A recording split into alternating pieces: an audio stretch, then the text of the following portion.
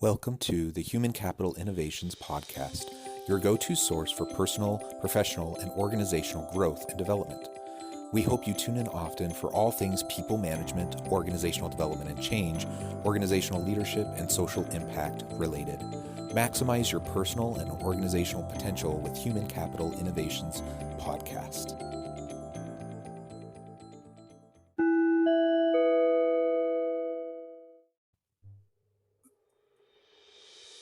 Welcome to the Human Capital Innovations Podcast.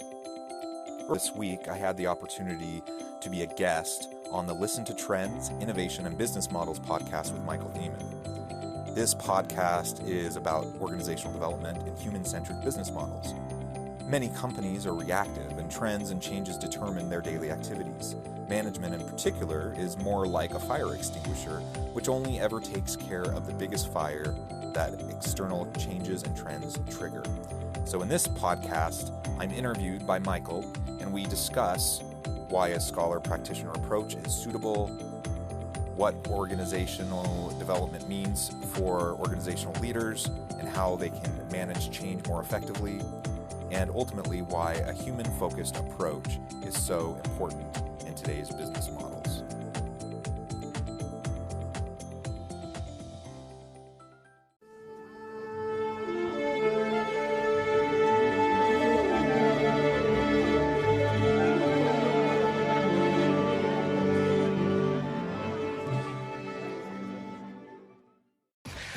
Hello, today is my food for thought with Jonathan H. Westover. And hello, Jonathan. Hello, thank you for having me. It's a pleasure to be on with you. Yeah.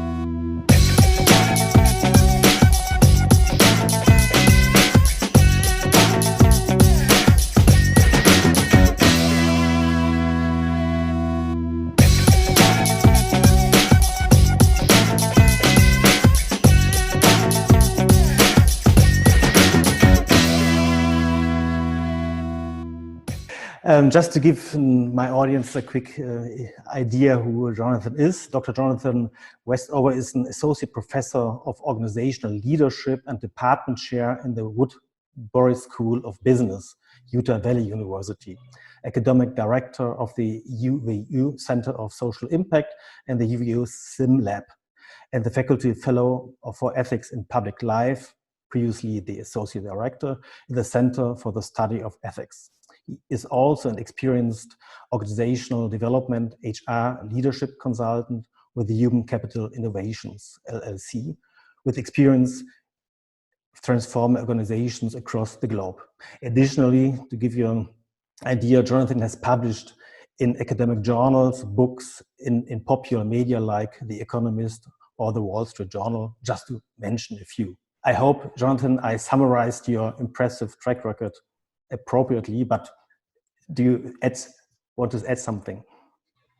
No, I don't need to add anything. Thank you so much for that kind introduction. I think maybe the only thing I'll say, which you alluded to, is that I see myself as a scholar practitioner. So I play dual roles in my professional life. I'm an academic. I'm a professor at a university. I hold leadership roles at the university, but I also do consulting work with my company, Human Capital Innovations.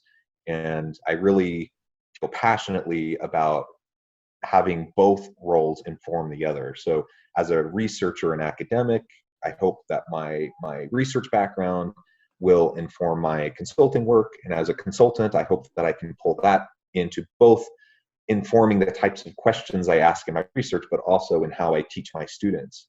And hopefully it's a mutually beneficial kind of role. And I feel strongly that this scholar practitioner approach is what students need, but it's also what organizations need. I think, yes, definitely, because theory, the academic part is very important, but it's built as well, theory always on good praxis.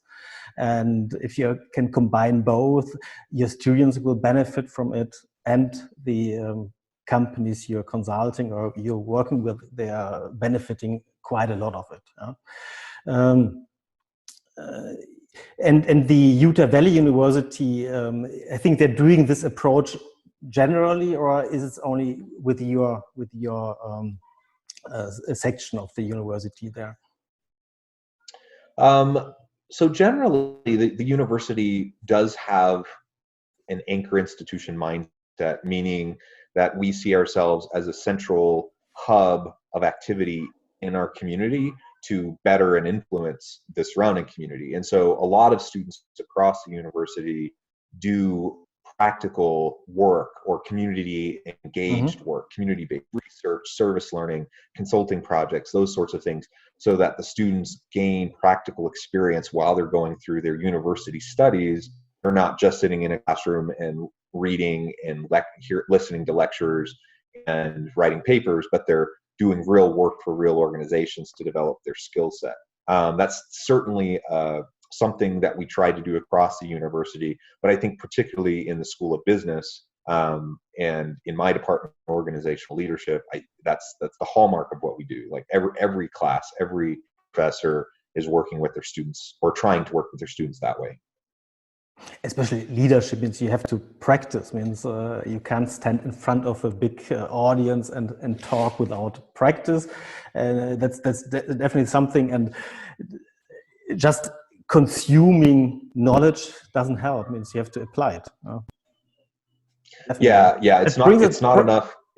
It's important, to learn the theory. It's important to learn the methods, but then you actually have to apply it and you have to practice it. And if you're not practicing it, then any amount of book learning is not going to get you to where you want to go. You're kind of an ivory tower then, yeah. And then if you have to apply knowledge and then right. to combine it to something new, means by theory, by practice.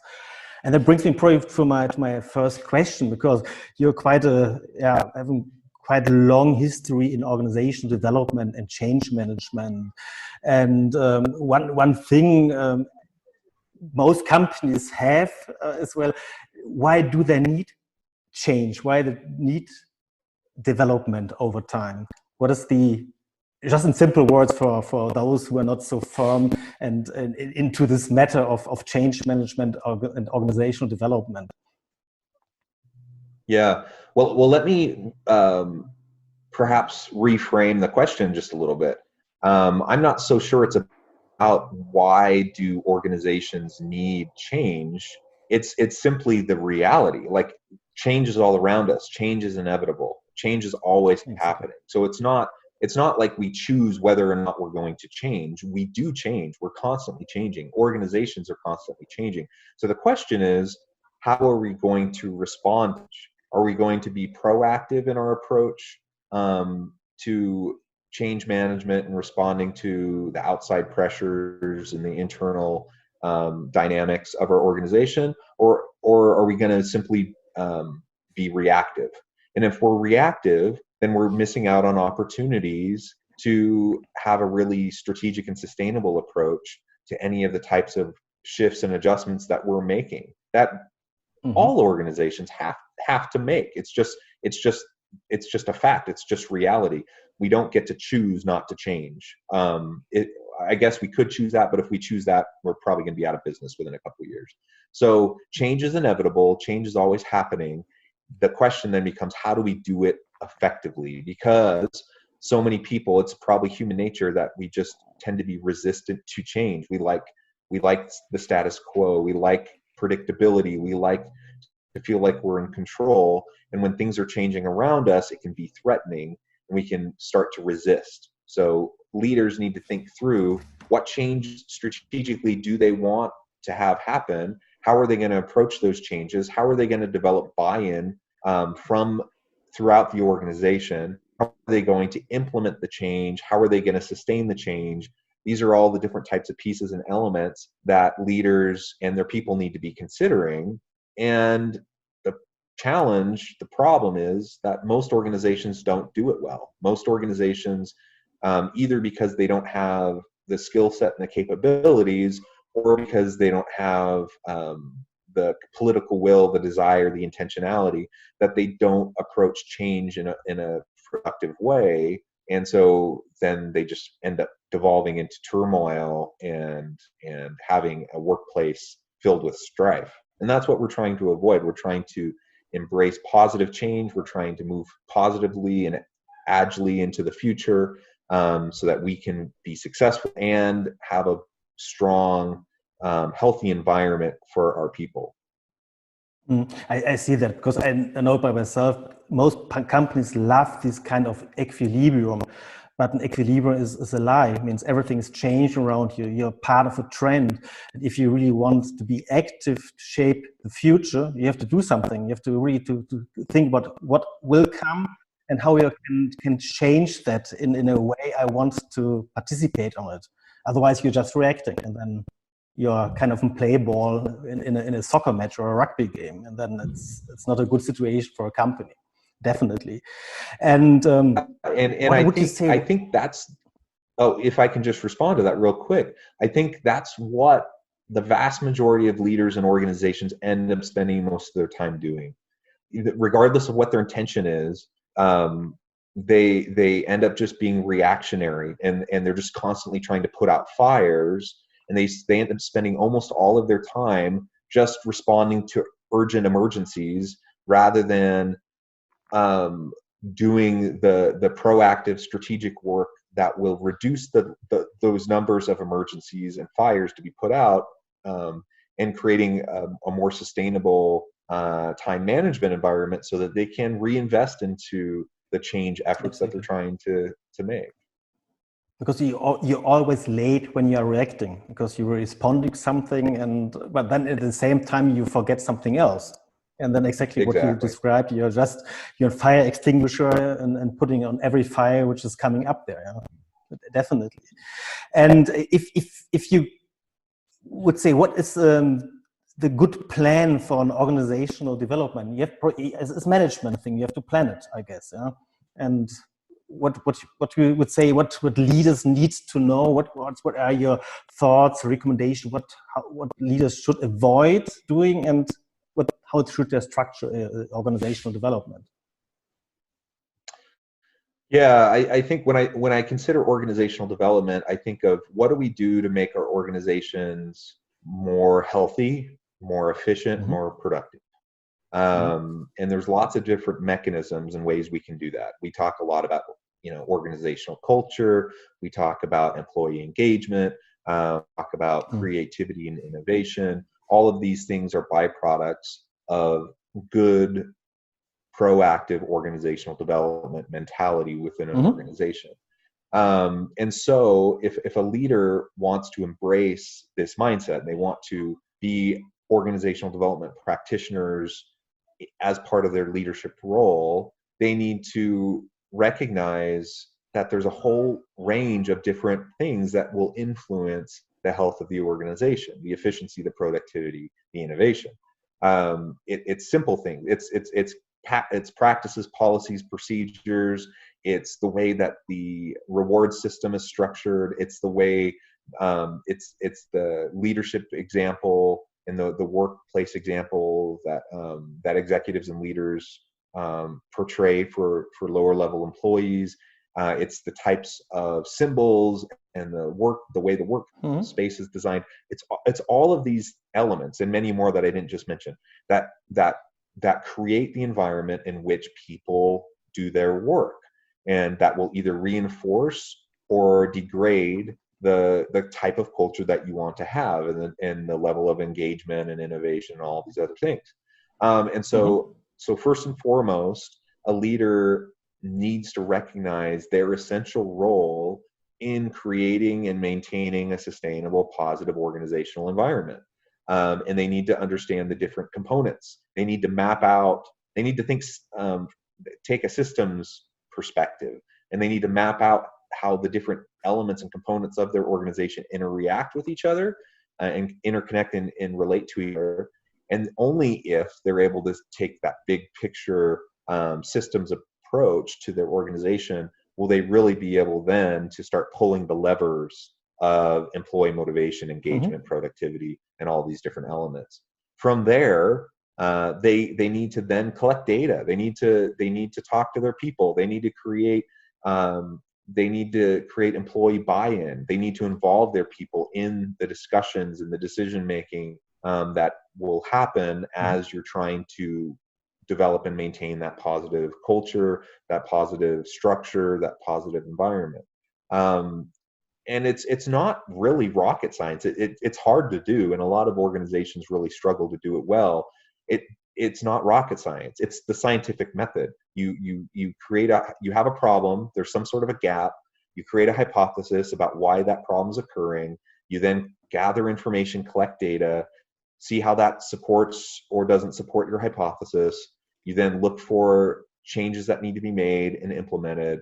You create employee buy-in. You involve them in the discussion, and then you stay consistent with your effort and continue to work at it rather than just a short-term approach, because short-term approaches never work. And so if you have a long-term sustainable approach, then you can start to see meaningful change.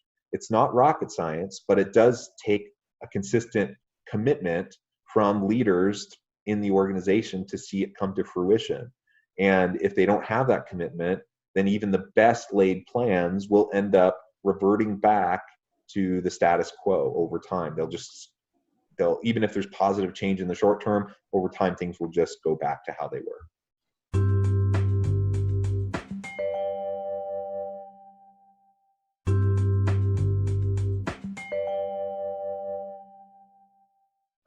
Absolutely. I think you mentioned it's a culture thing. It's about relationship. It's about people. Means as a leader, you have to drive things and you have to involve people within the organization, within all the stakeholders you need to make the proper decisions for the future, how you want to develop. And that is, as you said, it's not a rocket science, but it's a stringent, planned approach. It's not a waterfall. It could be agile, whatever the buzzwords at the moment are in consulting and management. But it's a constant improvement process, if you like. Huh? Absolutely. Yeah, you can call it Kanban, you can call it operational excellence. It all comes to the same thing. You have to cope with change, with the future, with something probable or even unlikely, and just deal with it and make the best out of it in terms of management decision for the company. You know? Yeah. And absolutely. And I agree completely. You have to involve the proper people, your team, to do this change. You can't do it only in your ivory tower of management. And we said as well, it's a people-centric approach to leadership, and I think there's something you focus within your academic as well, your practitioner role quite well. Probably you can give here some ideas how you can do a more people-centric approach within management. Because, yeah. Again, I think it comes back to really what's your paradigm in management and leadership. Some people they have a control paradigm. So they're more of a micromanaging type of an approach. They feel like it has to do with trust. Can I trust my people to do what needs to be done? Can I empower them and delegate, and will they deliver? Or do I have to oversee everything they do and control them through really strict policies and practices and whatnot? It's a fundamental kind of philosophical approach to how we see our people within the organization. And do we see them as a necessary evil, where people are going to try to get away with whatever they can get away with and do the bare minimum? Is that how we see our employees? Or do we see our employees as bundles of capabilities and potential that if we help them unlock that potential, they will thrive and they will do great things? Unfortunately, kind of the traditional thinking around leadership 50 years ago, was more of a control model, right? And over time, we've realized more and more that, and over time, we've realized more and more that's not actually the most effective, especially if you want to drive creativity and innovation. And so there has been a big shift, but we still have plenty of leaders who they don't really know how to lead. They're probably mostly mimicking how other leaders in their life have led them. And then they end up having this control model, and it just doesn't really work. So a people-centric organization, a people-centric culture, or a people-centric approach to leadership, it recognizes the innate value of the people you work with. it requires you to treat them with dignity and respect, and to trust them, and to work towards empowering them and helping them grow and develop. That is a very different mindset than seeing your people as peons, cogs in a machine, interchangeable and dispensable people that you need to tightly control. And the way your overarching paradigm and philosophy, that will influence your policies, practices, and procedures within the organization. And that's what I see a lot of times, is even if you have a progressive leader who has more of a people-centric attitude, a lot of the policies, practices, and procedures institutionally aren't actually people-centric.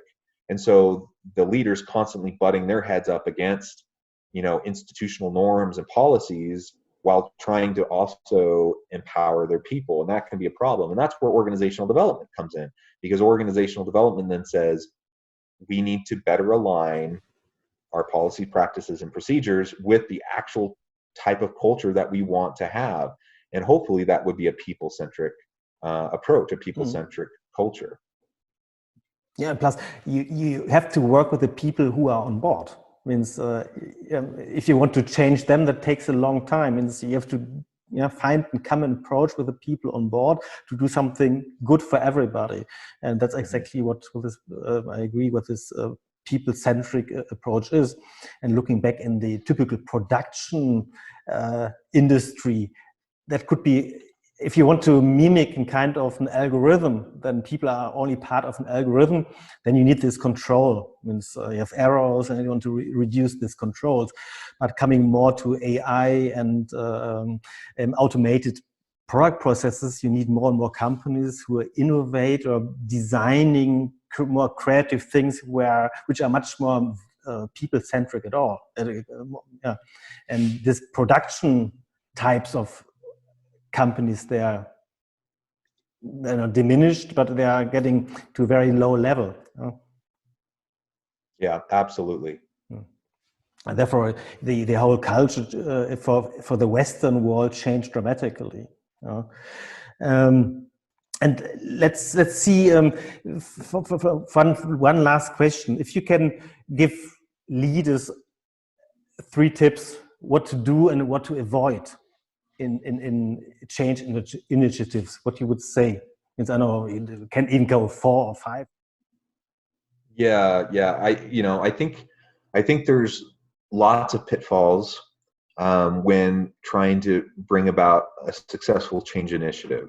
A few of the things that I see consistently that people aren't doing is that they're not involving key constituencies across the organization in the process.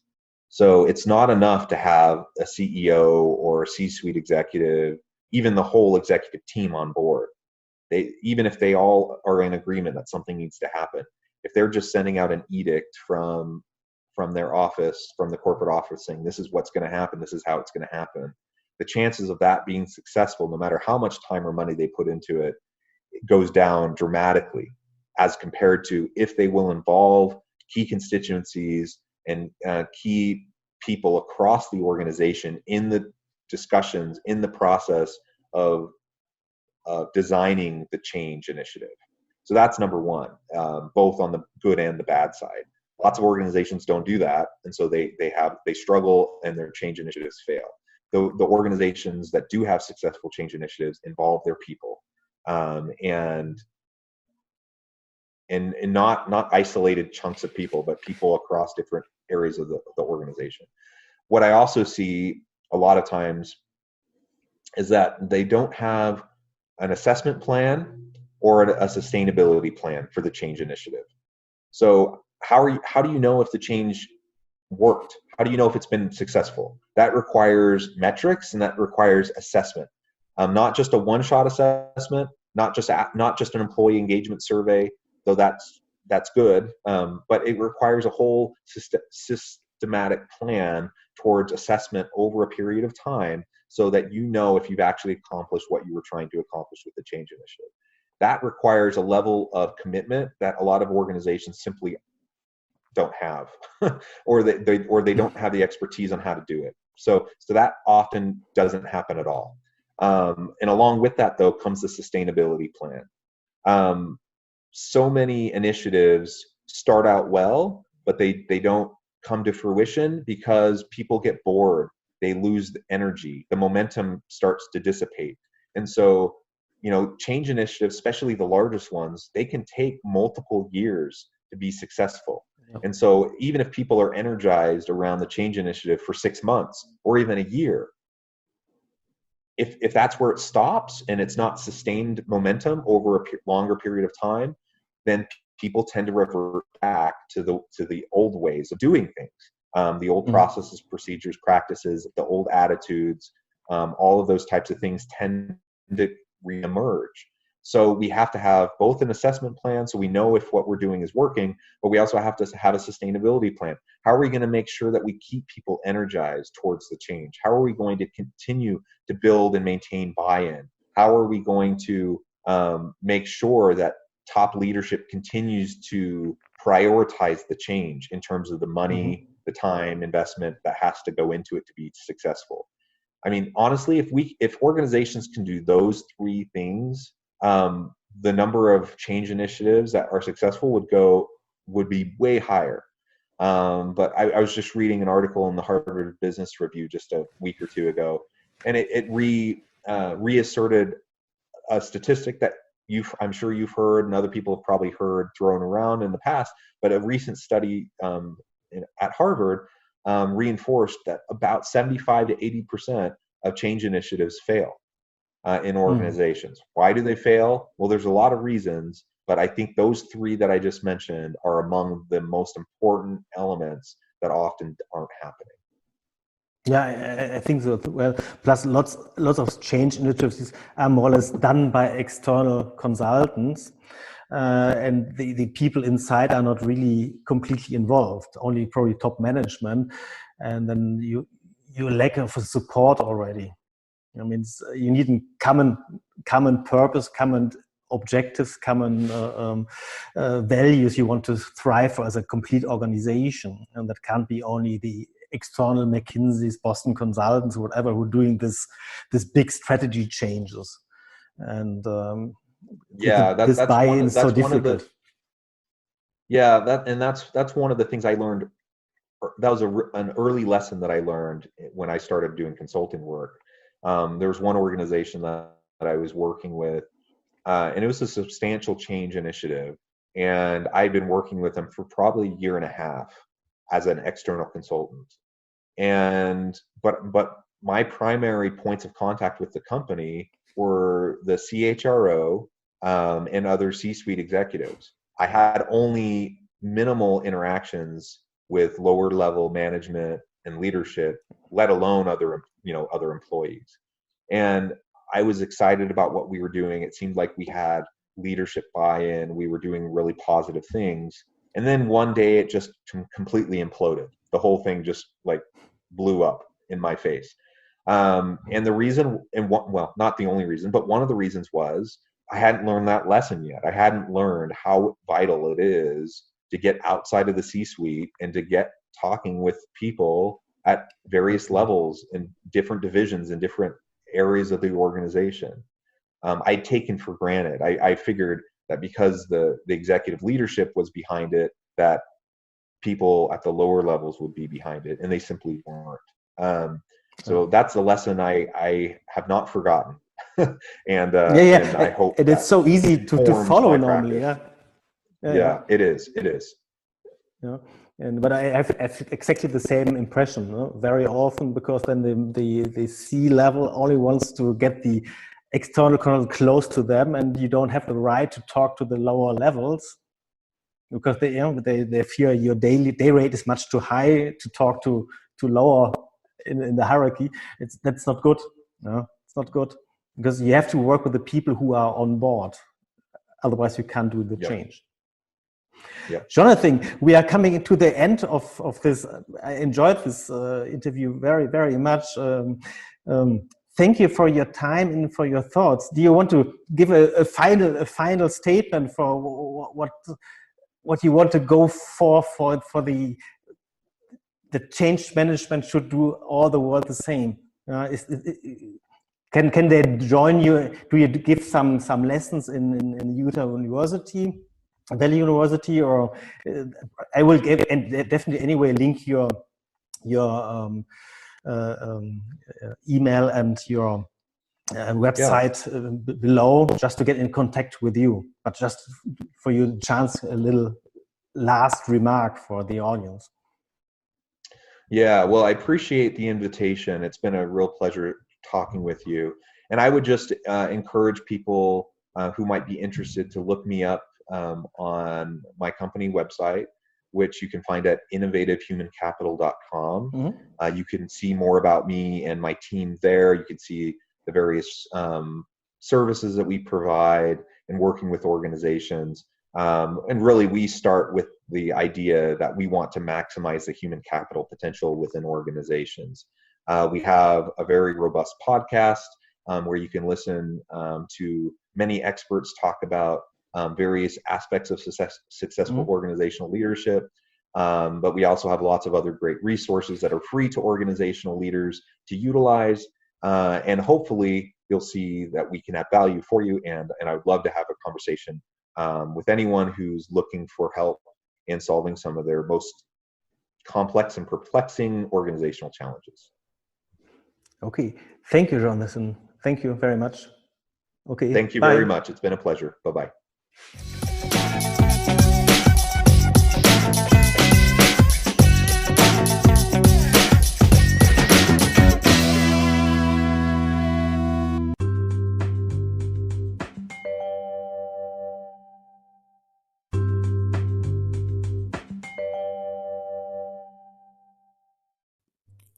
Thanks again for joining us for this episode of the Human Capital Innovations Podcast.